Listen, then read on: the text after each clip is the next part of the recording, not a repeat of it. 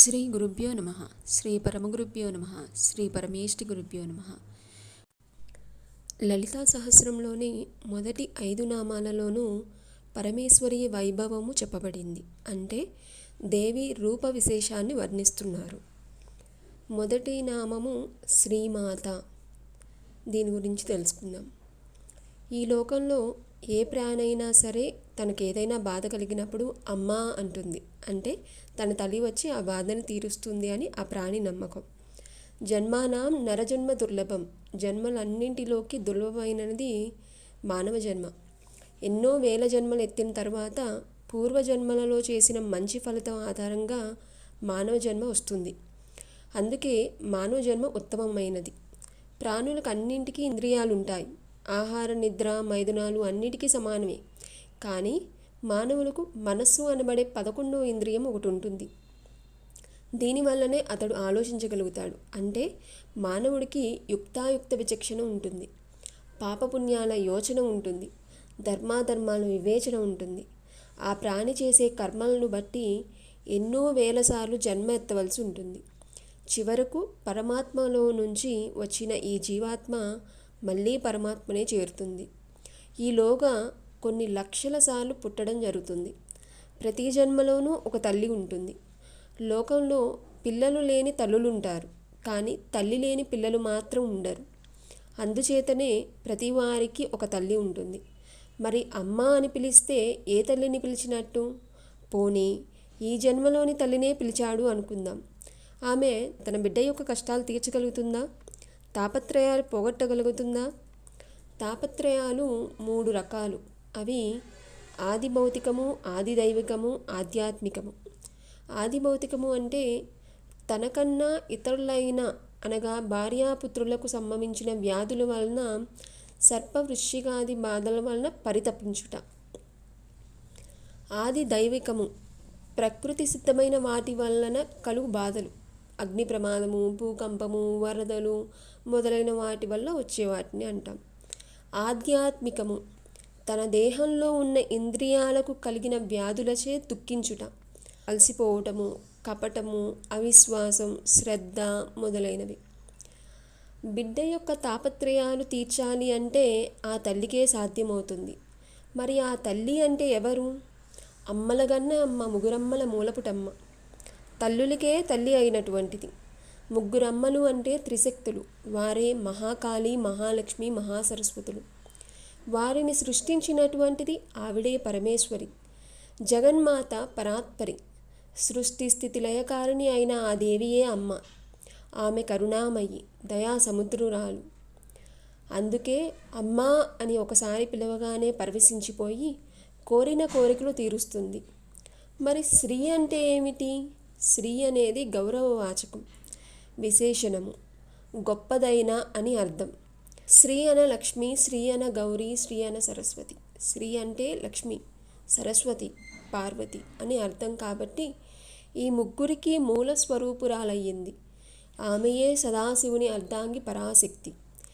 దేవీ భాగవతంలో త్రిమూర్తులు ఒక దివ్య విమానం ఎక్కి మణిద్వీపం చేరతారు.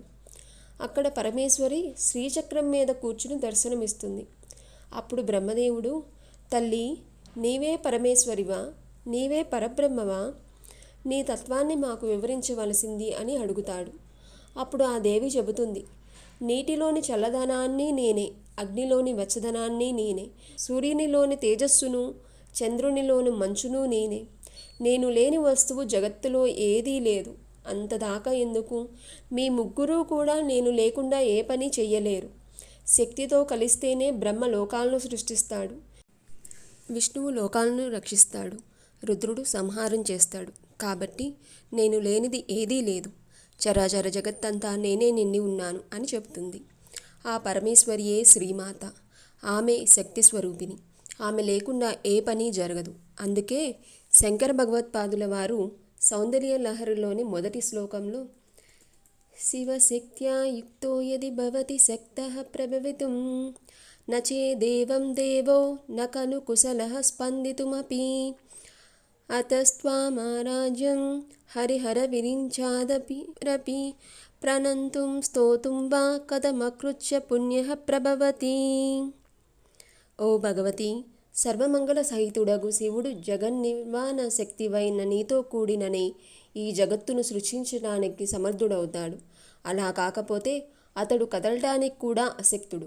కాబట్టి హరిహర బ్రహ్మాదులచే పూజించుటకు గాని నీకు నమస్కరించుట గాని పూర్వపుణ్యము ఉండాలి కదా. అంటే త్రిమూర్తులను సృష్టించింది, వారి చేత పూజింపబడేది అయిన ఆ పరదేవతయే శ్రీమాత. ఆవిడే వేదాలను సృష్టించి బ్రహ్మకు సమర్పించింది అని ఉపనిషత్తుల్లో చెప్పబడింది. మాతృశబ్దం ఉభయలింగంగా చెప్పబడుతుంది. దేవీ భాగవతంలో పరమేశ్వరి తన తత్వాన్ని వివరిస్తూ, ఉపాధి భేదం వల్ల రెండు విధాలైనట్లుగా అద్దంలో కనిపించే ప్రకృతిలాగా క్రియా సమయంలో భిన్నంగా కనిపించినా పరమావస్థ యందు బ్రహ్మ పదార్థం ఒక్కటే, దానికి వైవిధ్యం లేదు. సృష్టి సమయంలో కానీ లయ సమయంలో కానీ నాకు స్త్రీ పురుష నపుంసక భేదాలు లేవు అని చెప్తుంది. అందుచేతనే మాతృశబ్దం ఉభయలింగాత్మకమని చెప్పారు. శ్రీ అంటే విషము, మాతి అంటే కంఠమునందు ఉంచుకునేది. గరళమును కంఠమునందుంచుకొన్నవాడు గరళకంఠుడు అన్నప్పుడు పుంలింగము అవుతుంది. మాత తల్లి అనే అర్థంలో స్త్రీలింగం అవుతుంది. ఇక్కడ మాతృశబ్దం చాలా గొప్పది.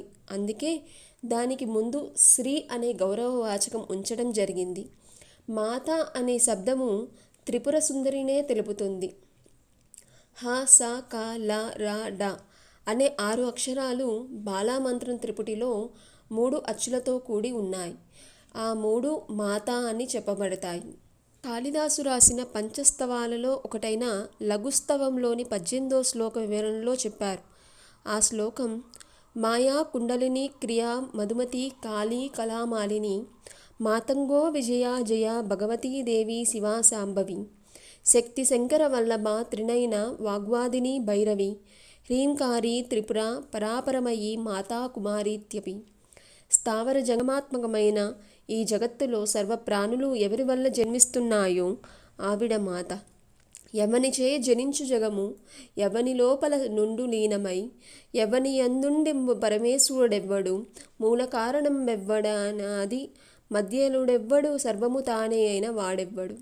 జగత్తులోని లోకాలన్నీ ఎవరి యందు లీలమై ఉన్నాయో, ఎవని వల్ల సృష్టి జరుగుతున్నదో, అంటే సృష్టి స్థితి లయలకు కారణభూతుడెవరో, ఆది మధ్యాంతర హితుడెవరో, సర్వము తానే అయిన వాడెవరో అతడే మాత. సకల సద్గుణ సంపన్నురాలు పవిత్రమూర్తి అయిన ఆ తల్లి సుఖ సంపదలు భోగమాగ్యాలే కాదు, శ్రీరూపమైన అమృతతత్వాన్ని కూడా ప్రసాదిస్తుంది. యో బ్రహ్మాని విదాతి పూర్వం, సృష్టికాలంలో బ్రహ్మదేవుడికి త్రయీ విద్యను ఉపదేశించింది. త్రయీ విద్య అంటే వేద విద్య. అవి ఋగ్ యజు సామవేదాలు.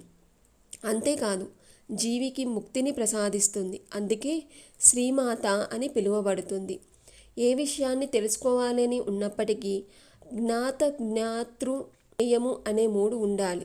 అంటే తెలుసుకునేవాడు, తెలుసుకునే శక్తి, తెలుసుకునే విషయము. ఈ మూడింటిని త్రిపుటి అంటారు. ఈ త్రిపుటికి అధిదేవత, త్రిభుజానికి అధిదేవత వ్యక్తావ్యక్త స్వరూపిణి అయిన బాలా త్రిపుర సుందరి శ్రీ అని చెప్పబడుతుంది. త్రికోణంలోనే బిందువు ఉంటుంది. ఆ బిందువులో పరమేశ్వరి ఉంటుంది. అందుకే ఆ దేవి బిందుమండల వాసిని అని పిలువబడుతుంది. ఆవిడే శ్రీమాత.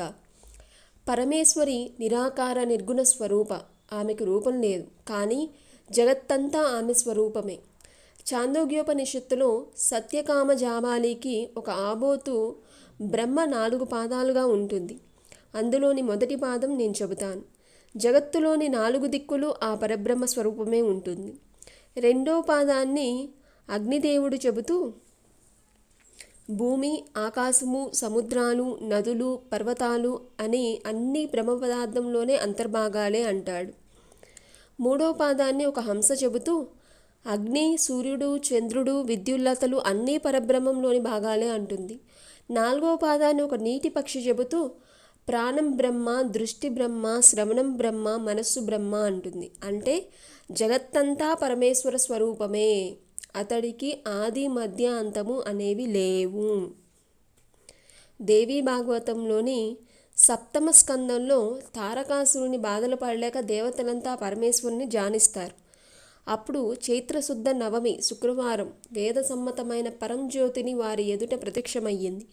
ఆ రూపం ఎలా ఉందంటే, కోటి సూర్య ప్రతీకాశం చంద్రకోటి సుశీతలం విద్యుత్కోటి సమానాభ మరుణం తత్పరం మాహ నైవచోద్వం నతిర్యక్ష నమధ్యే పరిజగ్రవత్ ఆద్యంతరహితం తత్తు న హస్తాద్యంగ సంయుతం నచ స్త్రీరూపమథవాన్ నపుంరూపమదోభయం. కొన్ని వేల కోట్ల సూర్యుల యొక్క కాంతులతో, కోట్ల కోలది చంద్రుల చల్లనదనంతో, కొన్ని కోట్ల మెరుపులు ఒక్కసారిగా వచ్చినట్లుగా ఒక్కసారిగా తలుక్కున మెరిసింది. అది అరుణారుణ కాంతులు వెదజల్లుతుంది. దానికి పైన, కింద, నడుమ, అడ్డం అనేవి ఏమీ లేవు. ఆద్యంతలు లేవు. కాళ్ళు చేతులు లేవు. స్త్రీ పురుష నపుంసక భేదాలు లేవు. అది పరమేశ్వరీ స్వరూపం. ఆవిడే శ్రీమాత. అందుకే ఆవిడను చెప్పేటప్పుడు అన్ని రూపులు నీ రూపమైన వాడా, ఆది మధ్యాంతములు లేక అలరువాడా అని చెప్పడం జరుగుతుంది. ఆ దేవి ఆత్రత్రాణ పరాయణ, బిడ్డల కోరికలు తీర్చేది, వారిని సన్మార్గంలో నడిపించేది. కాబట్టే ఆవిడ శ్రీమాత అనబడుతుంది. అందుచేతనే దూర్వాసుడు తన శ్రీదేవి మహిమ్నా స్తుతిలో శ్రీమాతా త్రిపురే పరాత్పరతరే దేవి త్రిలోకి అంటాడు. అంటే లోకంలోని ప్రాణులకు మాత అని పిలిపించుకునే అధికారం ఉంది. ఆ పరమేశ్వరి సర్వులకు మాత, లోకాలన్నింటికీ మాత. అందుకనే శ్రీమాత అనబడుతుంది. ఈ నామంలో దేవి సృష్టి రూపిణి. శ్రీమాత్రే నమః.